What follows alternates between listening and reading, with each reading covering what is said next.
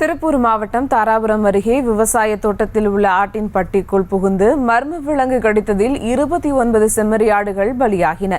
இதுகுறித்த கூடுதல் விவரங்களோடு இணைகிறார் செய்தியாளர் காஜா மைதீன். வணக்கம் காஜா மைதீன், விவரங்கள்.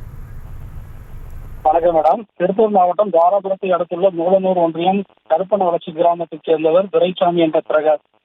இவர் பள்ளக்காட்டு தோட்டம் பகுதியில் தனது விவசாய நிலத்தில் 80க்கும் மேற்பட்ட ஆடுகளை வளர்த்து வருகிறார்.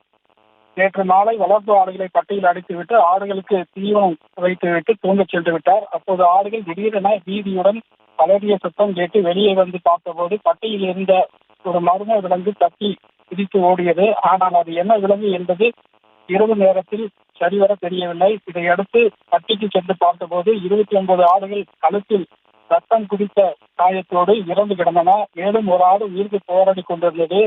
இதனால் அதிர்ச்சியடைந்த பிரகாஷ் கூச்சலிட்டார். அக்கம் பக்கத்தினர் பிரகாஷ் தோட்டத்தின் முன்பு திறந்து ஆடுகளை கொண்ட மர்ம விலங்கை நள்ளிரவு வரை தேடி பார்த்தும் கிடைக்கவில்லை. இது ஒரு உயிர் தகவல் அறிந்து மூலனூர் கிராம நிர்வாக அதிகாரி சுப்புலட்சுமி மற்றும் மூலனூர் காவல் ஆய்வாளர் விஜயா மற்றும் போலீசார் சம்பவ இடத்திற்கு வந்து இறந்த ஆடுகளை பார்வையிட்டனர். தொடர்ந்து கால்நடைத்துறை மருத்துவர்கள் வரவழைக்கப்பட்டு இறந்த ஆடுகளை பரிசோதனை செய்தனர். மர்ம விலங்கு கடித்து 29 ஆடுகள் பலியானது.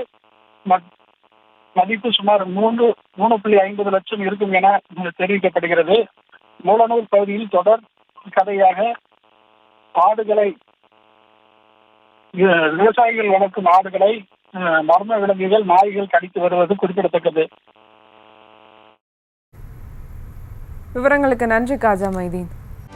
செய்திகளை உடனுக்குடனும் துல்லியமாகவும் தெரிந்து கொள்ள சப்ஸ்கிரைப் பண்ணுங்க.